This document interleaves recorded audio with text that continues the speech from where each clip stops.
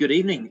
Welcome to an In Conversation on the Athletics Pride Network. It's great to be here, and I'm really lucky to be hosting the session again. And I am delighted to be joined by two people who can out-talk me. They are lovely people, and both so deeply involved in the sport. And we're going to talk about their stories.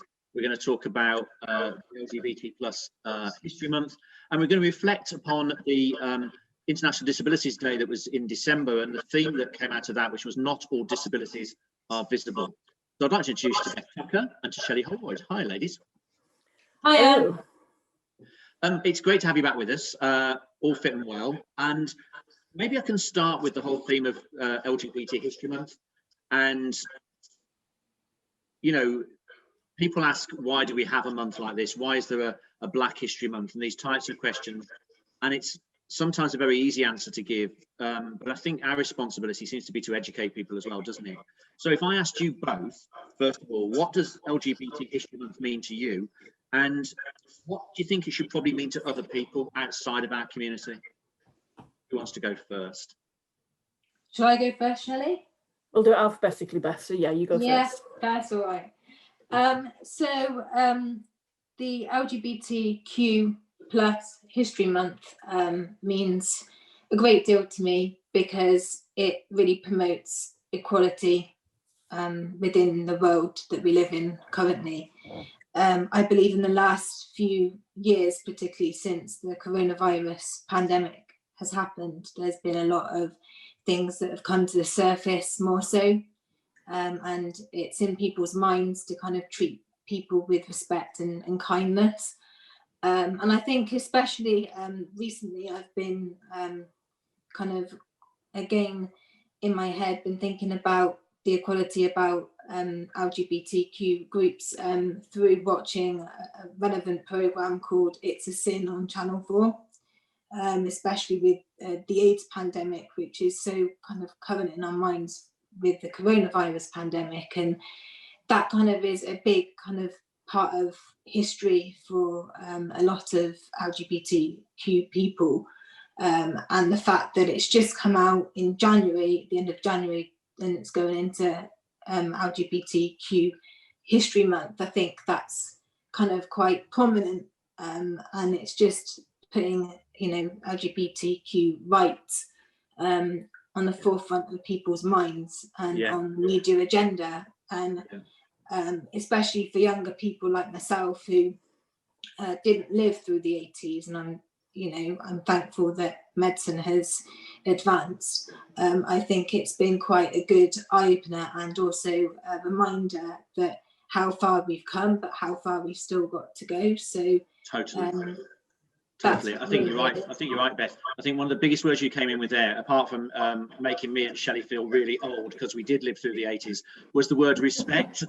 You know, and I think this year has absolutely, for me, helped people understand and respect each other a huge amount. We're not a fixed world here, but it's really important. Shelley, what about you? What's your mean? It's a massive learning curve for a lot of people, just to understand how things have progressed over the years, that people don't have to hide anymore. And it's a shame that people had to do that back then, and now it's, people are more open to being gay in the open arena. It's, like I say, it's like Beth said, it's quite prominent. It's just a really good learning curve for people to understand the difficulties that LGBTQ people have had in the past, how we've progressed, and how we still continue to progress now. That like Beth said, there's a very, very long way to go until everything, I don't know whether everything will ever be 100%, probably not.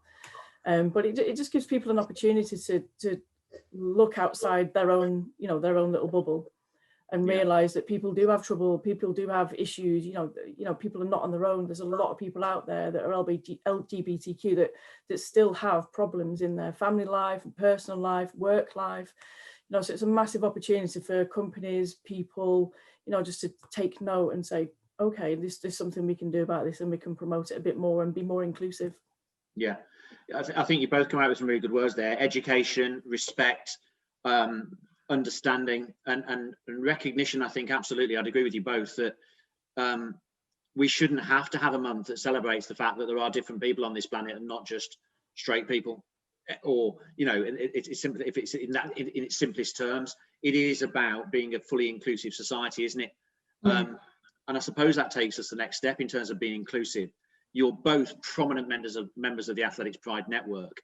Does that inclusivity and that feeling of being part of that community help you both? Has that been a good move to be part of this movement, if you like? Beth? Well, for me, it definitely has been. Back in March last year, when it was formally launched and set out into the stratosphere, I responded just with a simple email, and I wanted to join because at that time I was a closeted bisexual. I didn't actually officially come out on social media or anything because I was too scared, basically, and I didn't have enough people around me who were like me, who I felt that could be like an army for myself if anything was to happen longer term with me coming out. And I joined, and I wasn't able to make the first meeting because I was working at the time, but I managed to kind of connect with a few people outside of that meeting. A gentleman called Ethan, who has become such an amazing friend, even though I've not met him physically due to the restrictions. Isn't that, that's the bizarre part, isn't it? It's just silly how long it's been since we've actually, And it's just been an amazing community. And I think it was back, towards the end of last year where I decided to have the courage, thanks to the community that I developed and that I had around me, to actually come out as bisexual. And without that Athletics Pride Network, I probably wouldn't have come out as much as I have done out of my shell. So for me, it's enabled me to have the courage, have the strength, the bravery, and the group around me that, love the bones of me, even though they've never met me. I know Shelley has, because we've been on the circuit through, being involved in the Paralympic pathway. But I've not really met anyone else in the group so far physically, but I know that they have been an integral part of my friendship group, especially this year, as the challenges I've had have been quite hard. So that is refreshingly positive to hear. That is great. It's a really nice way of putting it all, and thank you, Beth. Shelley, what about you? Well, for me, it was creating a safe space for everyone. One of the biggest things that I grew up with was that I wasn't actually in a closet, and everybody knows my story, so I don't mind telling it again for those that have never heard it. But I was an international athlete from the age of 16, and I retired when I was 33. But I was actually put in a closet when I wasn't in the closet in the first place. I was just me, openly gay, and if people had an issue with it, it wasn't my issue, it was their issue. But the Athletics Pride Network for me was just a massive flagship to say, look, it doesn't matter that you're gay. Nobody, no one's going to judge you within this network. We're there for people to actually, to talk to us, people that have had experiences, to share those experiences, how we came out of those experiences. And my experiences was that I was told not to come out as an athlete because I would lose sponsorship. Now, that's probably not going to happen as much these days, but I know it has happened in the past and has happened a little bit more recently, which is, it's not a good thing. So the Pride Network for me, I really wanted to get involved with it, to show people that, don't be ashamed of who you are. You're a human being first and foremost. And that for me is the only thing that matters. I don't care who you sleep with, who you fall in love with.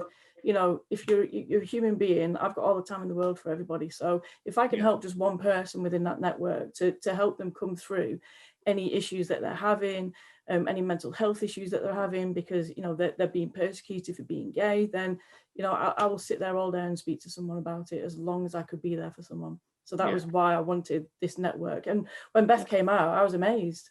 Yeah. So obviously my gaydar doesn't work anymore. So it's like, nope, gone. Should we explain gay? No, we won't explain gay now. We'll leave that one alone. So, yeah, and go back to the History Month for a second, and let's talk about the picture behind you for a minute, Shelley, because that takes us back, what, 30 years, right? So, sorry, we are just aging ourselves in front of Beth. It's terrible. I'm older than you, shush. Roxette, right? How uncomfortable would it have been for a teenager or a young woman of Beth's age to be so publicly open about themselves in that era? Unless you were probably in the arts, it pretty much would have been impossible, wouldn't it? And then you would have been called quirky anyway. You probably wouldn't have even been called gay. So, No. you know, so it is, you know, the way things have progressed. I mean, I've seen, and it, you know, it broke my heart. I've seen a couple that are aged over 70 that have been together for many years. As long as we've been born, Andy, that's quite a few years. Yeah, more on your side, of course. But I've seen it, and they've finally been able to actually get married. It's amazing, isn't it? After 50 odd years of being together, they've been able to actually show to each other that level of commitment, even though they've been committed anyway. And it is just a bit of paper at the end of the day, but it's that extra step of the commitment side for those two people to say, you know, we do feel equal now. But back in the day, no, you know, people were getting, like, they were being beaten, killed, you know, and it's just shocking to even think people went through that back then. Yeah. And I think the most important thing for me in terms of History Month and the kind of the athletes currently competing, for example, with regards to the network, is that most of them won't have lived through an era like that, and yet it's their parents' era. You know, it isn't that long ago. Their moms and dads would have grown up through an environment that, you know, I was first called queer on a school playground, and I don't think the kid who called me knew what they were saying, but they just assumed I was quite different. And I was labelled as that for whatever, a long time, and it's not that long ago. It literally isn't. And I think you've really both well summed up there the sort of reason or the need to still have this month, not because we all want to shout and riot and things like that. It's just about that education and recognition to give that equality of respect across the board, isn't it? Well, when you think years and years and years ago, and I'm talking like the 20s, so you'd see things where people, oh, he's so gay, but gay meant happy back then. Yeah. So, you know, and it still should, shouldn't it? It still should. Exactly. It still should. It shouldn't make any difference. But it just makes me laugh that people use that terminology back then, like the term gay, to mean happy. Yeah. So are we all happy? I am. So do you know what I mean? It's just like it shows different terminology that progresses over the years. Makes a huge difference. So a lot of people don't even know what the Q is at the end of LGBTQ or the plus. But it's like, you know, have a bit of, you know, intuition and just go online and find out about it, what the plus actually means. No, thank you both. That's really cool. And I agree. I think that the network has a huge role to play, and I'm so proud of being part of it. It's an amazing space, and an amazing safe space, as you said earlier on, Shelley. So let me take it a step further, and obviously we're here as well also to talk about the theme of not all disabilities are visible, and the reason for talking to you both. And I think I'm going to let Shelley yourself explain a little bit more about your pathway in terms of Paralympic sport. But we have a Paralympic athlete in terms of Beth, an athlete on the Paralympic pathway, and we've got a coach on the Paralympic pathway. So can I go to the sports question for a second for both of you? Beth, if you hadn't got sport, what would life be like for you? You know, how important a part of your life is it? Sport has played a phenomenal part of my life. I find, especially that what I'm about to say, I think my mum and dad find it difficult to hear, but I want to say it out loud. But at the time that I was introduced to the sport through my chiropractor, who I'm still seeing today for things, bits and pieces, I was very depressed, and I was on Valium, all sorts of antidepressants. I actually, on the day after my first session with my coach, Mark Lodge, who checked in on me on the day after, I actually was ready and planned a suicide attempt, because the first session that I did, I face planted in front of people that I didn't know, and I was just not ready to, continue, knowing that I was already feeling worthless, and it made me feel even worse. And I remember sitting at my desk at work feeling quite comfortable in the fact that this was going to be my last day. And it wasn't until I received a text from my coach to say, "Are you okay after you fell?" And I said, "Oh, just grazes, I'll be fine."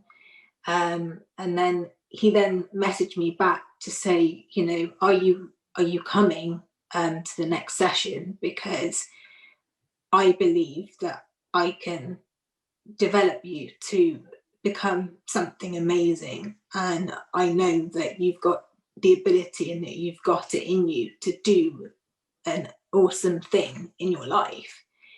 And little did he know that text was the text that saved my whole life.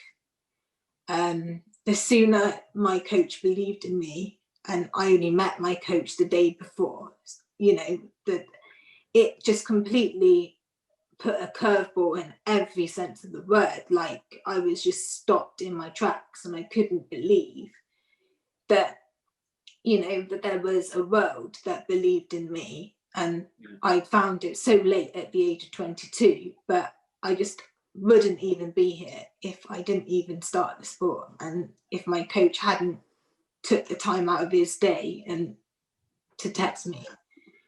Beth, first of all, thank you. That's an amazing honesty, and I really appreciate you sharing that. And we're all here, as you say. I think the network has brought people together for some really positive outcomes, and I hope we still can support you going forward.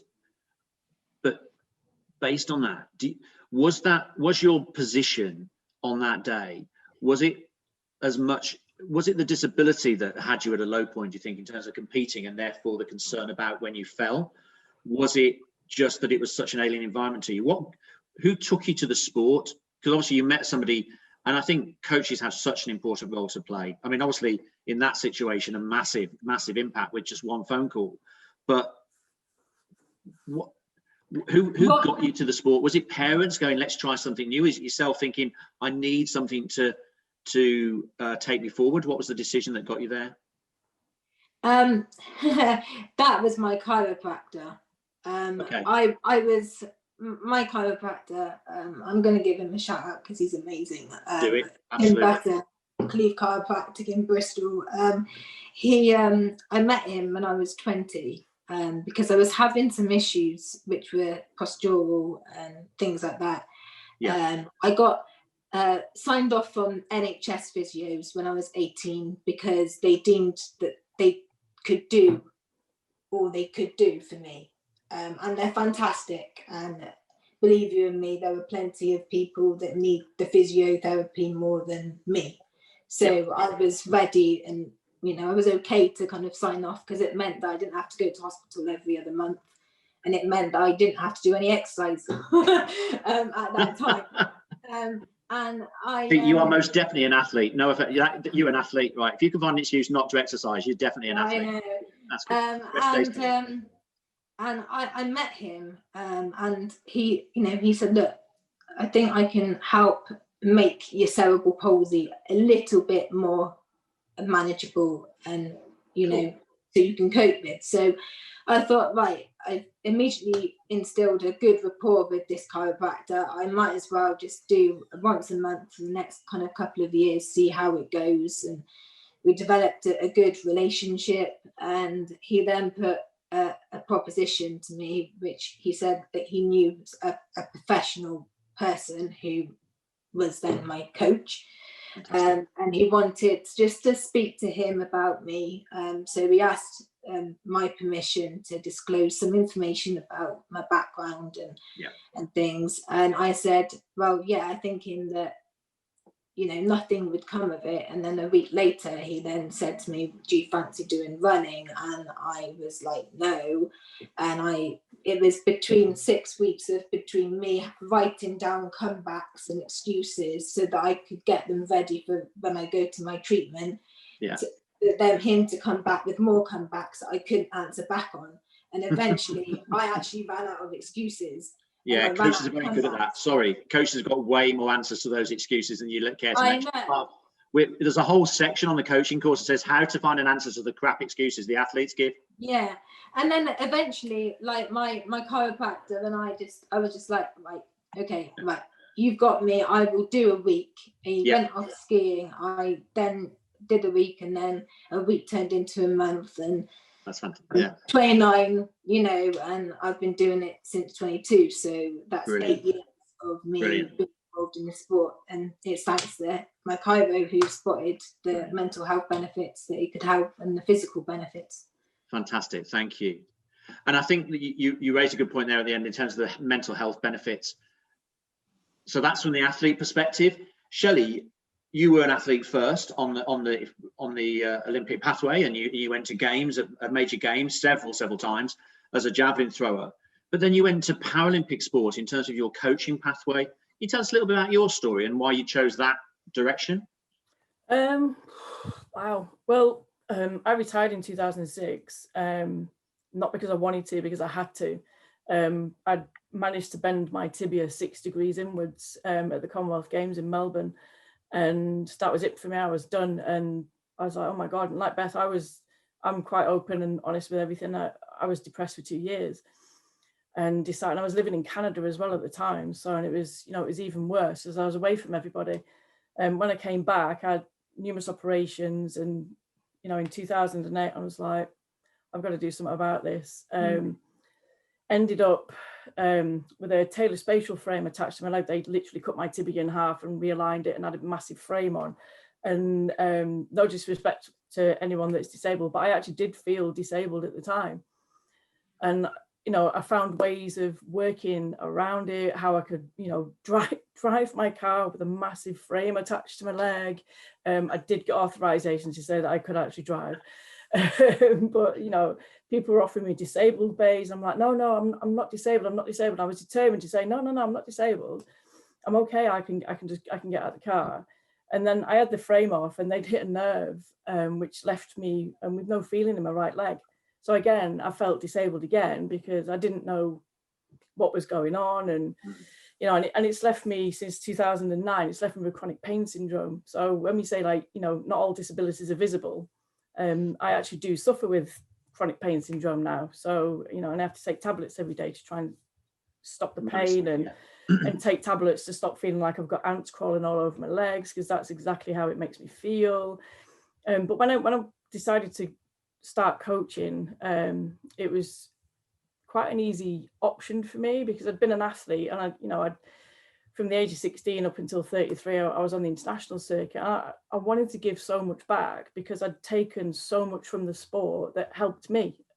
I used sport to make me feel better, because as a child, I didn't feel good about myself at all. You know, I get that. Yeah. Felt very ugly, and because I was so different, I couldn't even get undressed in front of people at school when it was games time. And trust me, I loved games time.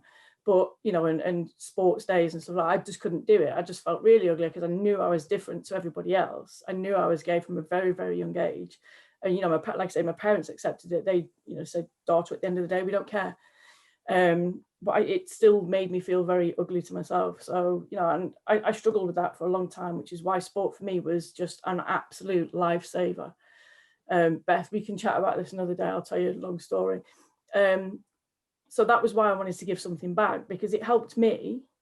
And I just thought to myself, you know, if I could help just one person to come out of a hole that they've probably dug themselves in, or they've been walking along a path that they've now made too heavy to get out of, then, you know, that for me would make me feel, and, you know, just amazing that I've helped somebody, because I had that from my own coach, Bill. On my coaching, Rob, that they helped me massively. And I thought, you know, you can change people's lives doing sport. So I got into coaching that way. But the para pathway, it was an easy choice because of the issues that I'd actually had with myself. And it was making me engage more, engage my actual brain more as well, because every disability is different.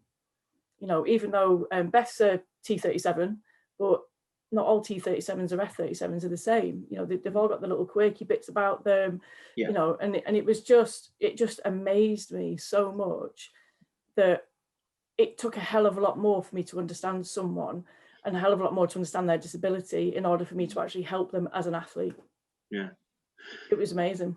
I love both of you, thank you. That honesty in the last couple of answers has been amazing. I suppose then what I'd like to try and do is connect those answers to the network and to LGBTQ history. And do you think that, and I think I probably know the answer, but do you think that the story you've had through our sport, in terms of both how you started and where your journey's taking you to this point, do you think that's given you a greater empathy for the network of our community, LGBTQ+, and the issues that people have faced in it?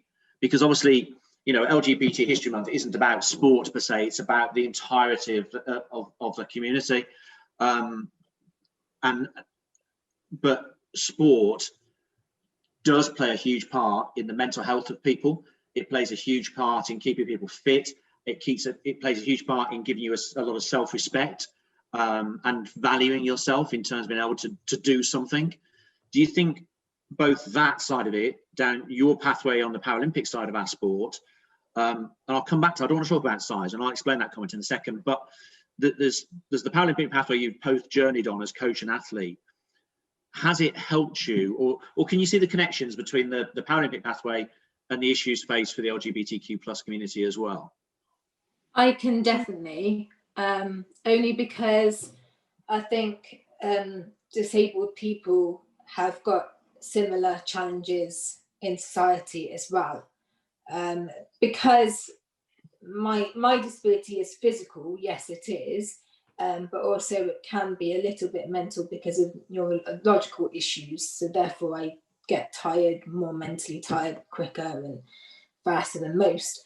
But I think it's the same kind of thing, the judgment aspect, the, you know, feeling that you don't quite fit into a set group, but knowing that there's groups around that are like-minded, and also having a sense of community within the Paralympic pathway, that when you are at a talent camp or at a competition where other people are competing at the same standard as you, or with the same type of disability as you, it kind of, it creates this kind of comfortable social bubble, in that you can become more yourself. You are you're less likely to kind of be reserved. You can come out of your shell more. And I think part of that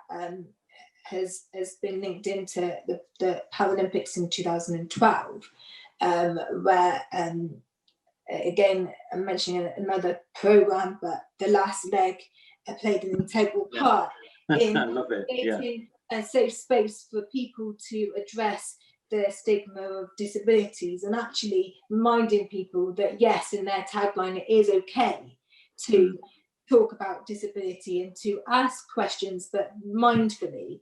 But equally, I think with regards to the challenges that people face in both the APN and the Paralympic pathway, I think for mental health is not just when you're competing, but equally more so, I feel, and I haven't got that to that stage yet, but when you do retire from your sport, whether you hang up spikes, you hang up the javelin, you hang up the discus, you hang up, you know, all this equipment that you're so used to using, and you find yourself in a little bit of a limbo. And I feel that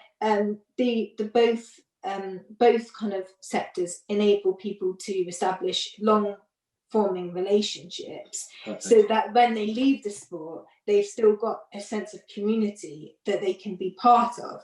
And yet, even though I'm not at that stage yet. I already know that if I was to retire because of injury or because of ill health or because I'm getting frankly old, I can say that I won't be left behind. I know I've got a few people that will be at my side because I still want to be involved in the sport, but not as much as I am now. So I think those challenges and things like that, and the similarities, definitely they cross over. And the fact that myself and Shelley are intersectional, in terms that we've got a little bit of an extra challenge in terms of when we come out.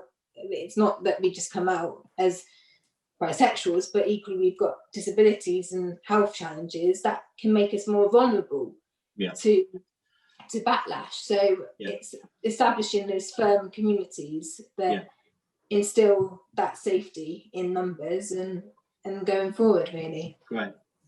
Beth, thank you. Shelley, what about you? And I think she called us old again, but we'll let her off. Okay, I'm taking a tally. Shelley, what about you?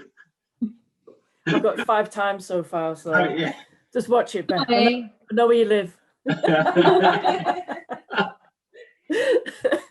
There are similarities. I mean, what I've seen over the years from the program that I used to work on with England Athletics was a program called Playground to Podium. And I met so many young kids that were disabled, either congenital or acquired.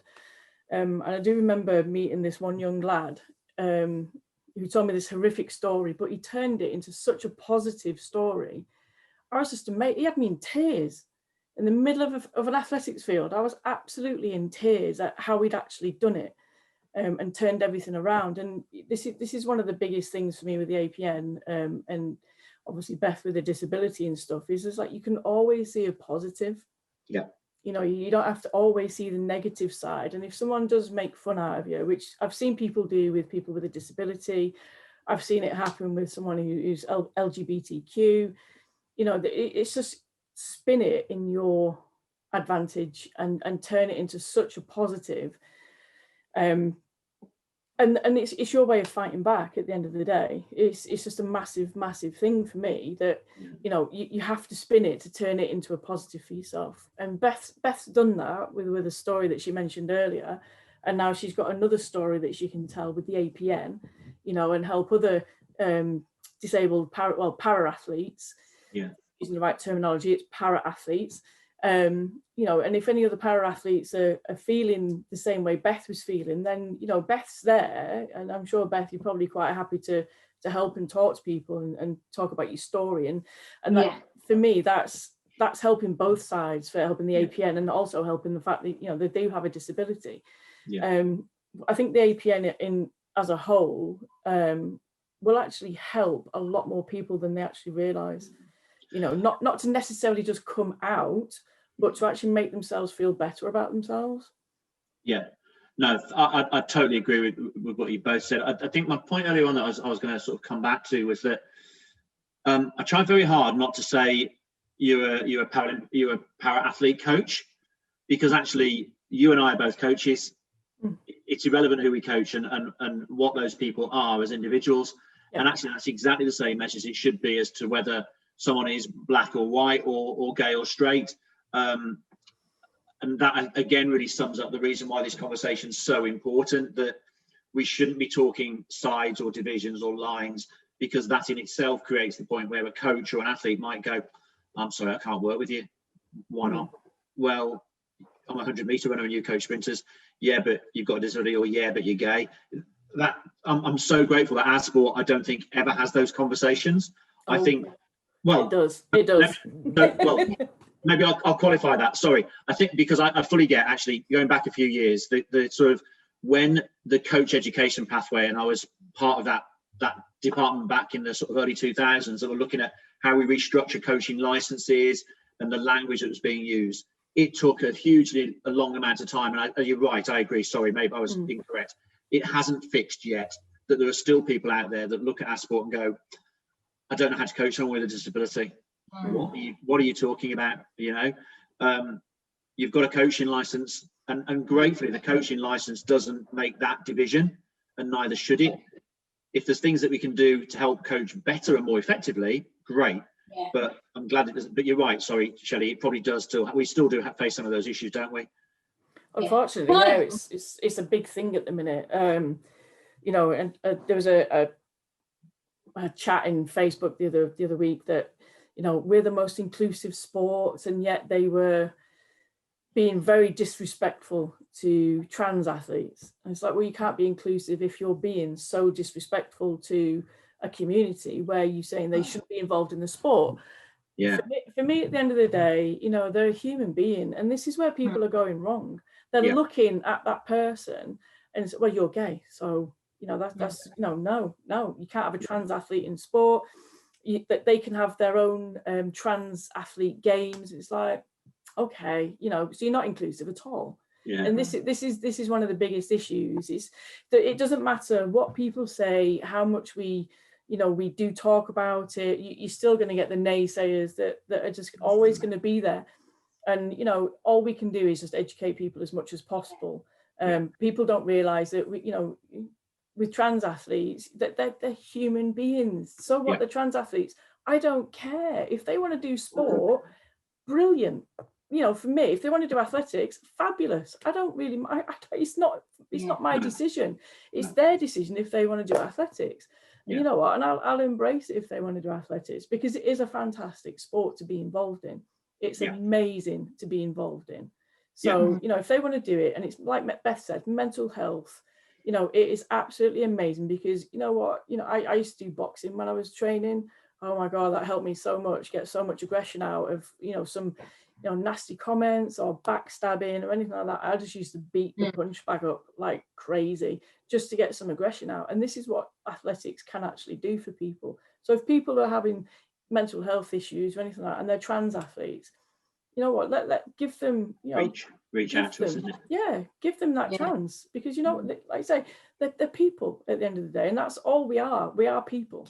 Doesn't matter if you're black, gay, straight, white. I don't care. I see people as an actual person, not you know, not a color, or you know, not a sex. Doesn't matter, you know, whether you're gay or straight. I don't really care. You know, as long as you know you have high moral, you've got good morals, and you're a decent person.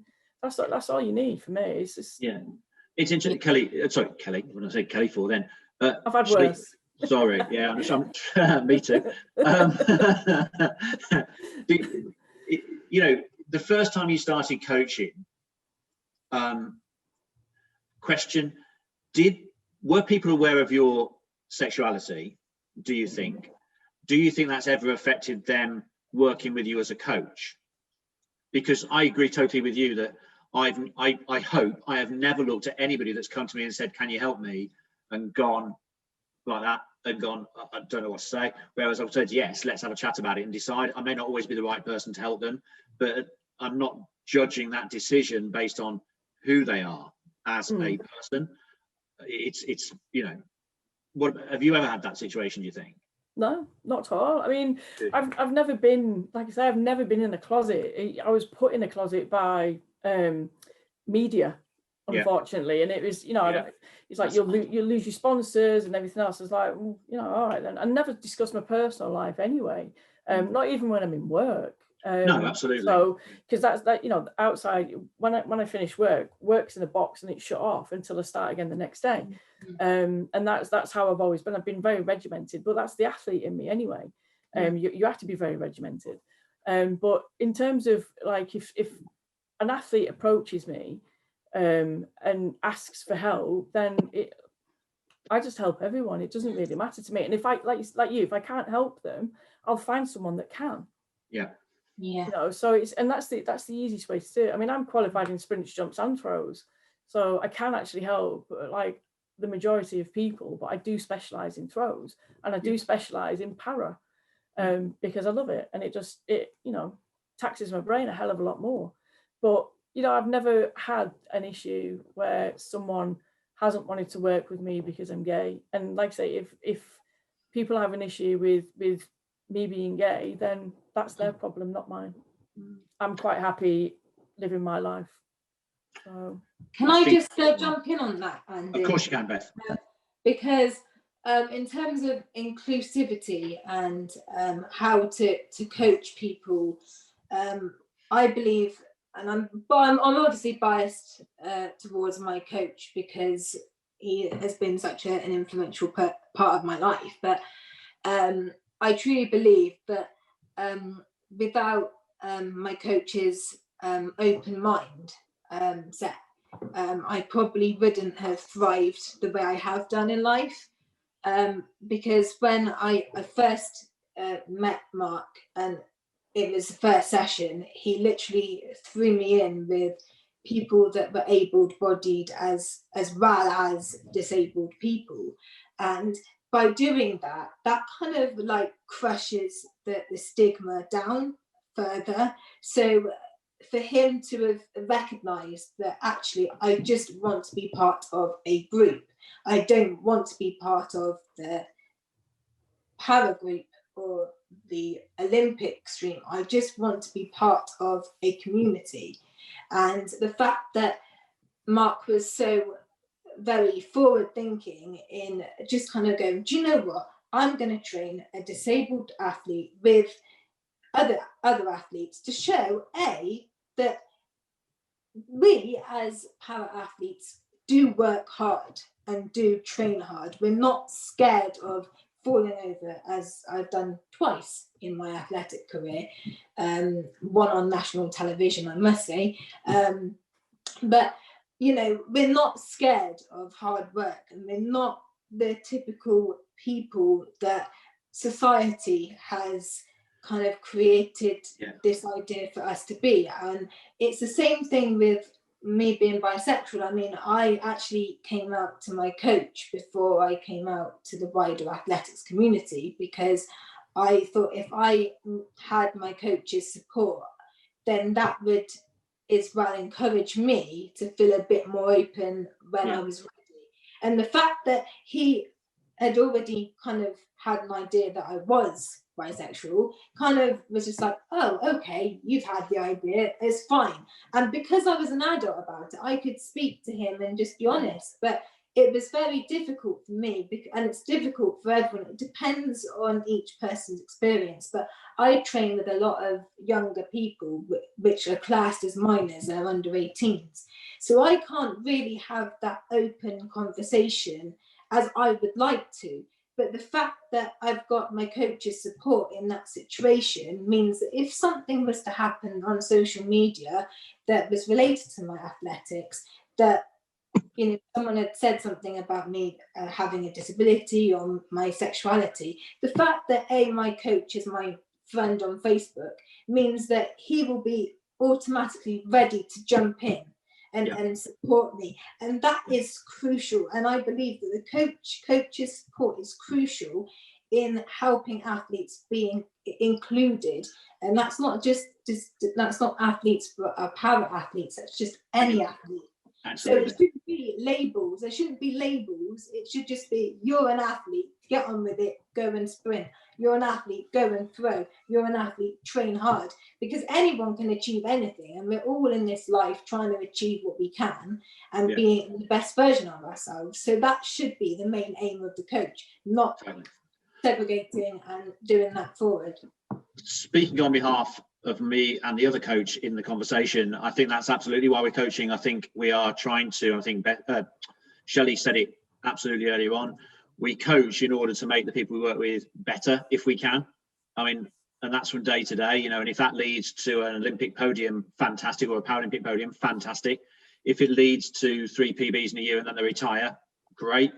The point is, irrespective of who they are, can they improve and can we help them? And you're right, there shouldn't be labels. I've certainly called my athletes different names, but I haven't labeled them that. But, you know, it depends on how hard they work. But you're absolutely right that we should not be defined by our personal journey, our personal life, but how we approach and how we deliver our sport, whether as an athlete like yourself, Beth, an ex-athlete like Shelley, and a very average ex-athlete like me.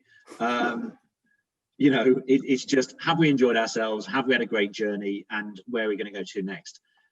Guys, time's flown. Somebody said to me 45 minutes and we're almost an hour now, so I think I better shut up.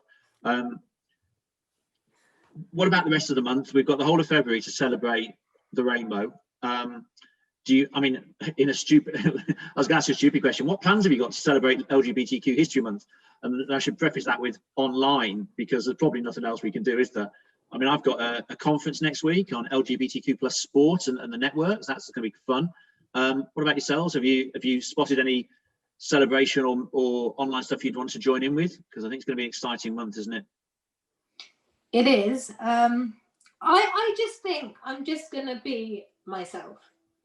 And okay. I think, especially at the moment, I've got challenges with my health. I got COVID in November and I'm still recovering from that. So I'm not going to be having any at home kind of like Zoom kind of raves at home, dancing and stuff like that, because of the history. That should be the next APN forum. We'll have a Pride rave for an APN forum. There you go. Gareth, please. There you go. You know, I'm not going to be not going to do that. But I think for me, it's just being myself and actually reminding people of the month itself. Brilliant. And also just, you know, looking after myself and having fun. And you know, I'm doing a singing lesson on Saturday with a West End star. It's all Priscilla, Queen of the Desert, and you dropped that one in the didn't you? You know, and it's just something fun to do. But equally, it's celebrating the month that is LGBTQ plus History Month, and I'm going to do it in style. So brilliant. That sounds fantastic. Shelley, what about you? Are we going to get the Roxette hair before the end of the month? Oh, no way. You know what? Okay. This hair has taken me a long time to grow, and I've been like this for the last, I'd say 15 years. So no, it's not going. It's staying. I'm not going to bleach it either. But no, I've been, I think you guys already know, but I was asked to be an ambassador for the Gay Games. So I've been doing some promotional stuff with those guys, which is really good. And they've just released all the host cities for the next ones. So I've been doing some stuff for them. That's amazing. And planning the wedding. So hey, yay, fantastic, which is going to be good. Yeah, well look, it has been an absolute pleasure as always. I think we'll get better apologize about the ageist jokes, and I'll apologize for joining on as well. But both of you, thanks so much for your time. It has been a pleasure. I hope you enjoyed the conversation, and I hope that we've put across some information and ideas that people will find interesting to listen to. So thanks for your time, both of you. Thank you. Thank you.